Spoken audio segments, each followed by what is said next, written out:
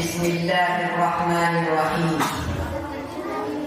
الحمد لله رب العالمين والعاقبة للمتقين والصلاة والسلام على سيد المرسلين أما بعد أعوذ بالله من الشيطان الرجيم بسم الله الرحمن الرحيم رب ارحمهما كما ربياني صغيرا صدق الله العظيم.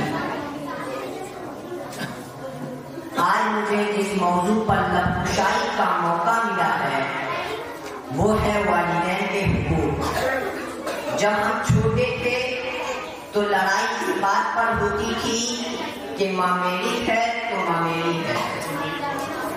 ایک کہتا کہ ماں میری ہے تو دوسرا کہتا کہ ماں میری ہے. تو ہم کہتے کہ چلو یہ بات ماں سے پوچھتے ہیں. تو ماں ہنس کر اس بات کو ٹال دیتی تھی کیونکہ ماں کو پتا تھا کہ ایک زمانہ ایسا آئے گا کہ لڑائی اس بات پر ہوگی کہ ماں تیری ہے ماں تیری ہے. ایک کہتا کہ میں نے پچھلے مہینہ گزارا ہے تو دوسرا کہتا کہ مجھے پتا ہے میرے بچے کی نیند کس طرح خراب ہوتی ہے ماں کے کھانسی سے, اور آج وہی ماں بوجھ بنی ہوئی ہے جس کے قدموں تلے اللہ کی جنت پڑی ہے. معزز سامعین اکرام, آج ہمارے یہاں بھی اولڈ ہاؤس بن گئے ہیں. جب ماں باپ بوڑھے ہو جائیں تو انہیں اولڈ ہاؤس میں چھوڑ دیا جاتا ہے.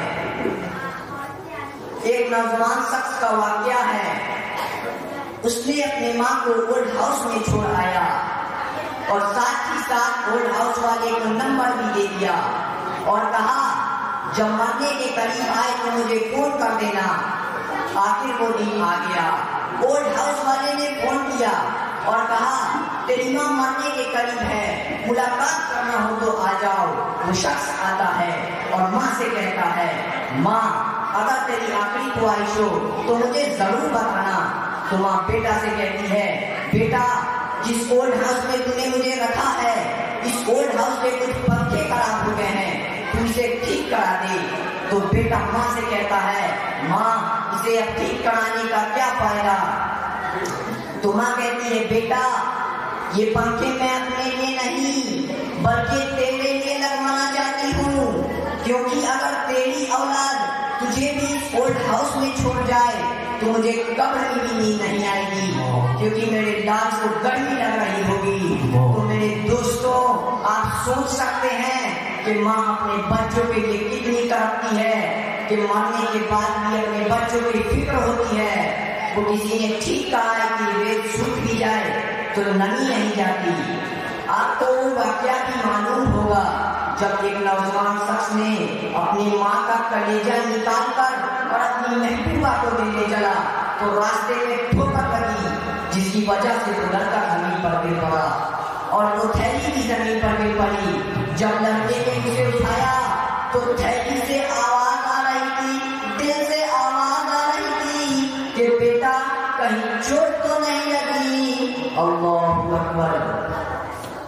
قربان جائے اپنے ماں باپ پر کہ خود کو اپنی اولاد کے لیے ختم کر دیتی ہے. ماں باپ اپنے بچوں کے لیے کیسی قربانیاں پیش کرتی ہے. لہٰذا ہمیں چاہیے کہ ماں باپ کو خوش رکھے اور ان کی خوب خدمت کرے. آخر میں رب العزت سے دعا کرتا ہوں کہ اللہ ہم تمام بھائی بہنوں کو ماں باپ کی خدمت کرنے کی توفیق دے. آمین آمین. اس شعر کے ساتھ میں اپنی بات کو ختم کرتا ہوں. اپنوں کے درمیان سیاست فضول ہے, مقصد نہ ہو تو بغاوت فضول ہے. اپنوں کے درمیان سیاست فضول ہے, مقصد نہ ہو تو بغاوت فضول ہے. روزہ نماز زکات خیرات روزہ حج ماں باپ اگر خوش نہ ہو تو عبادت فضول ہے. بہت ماشاء اللہ. یہ مدرسوں میں سکھایا اور بتایا جاتا ہے کہ ماں کے قدموں کی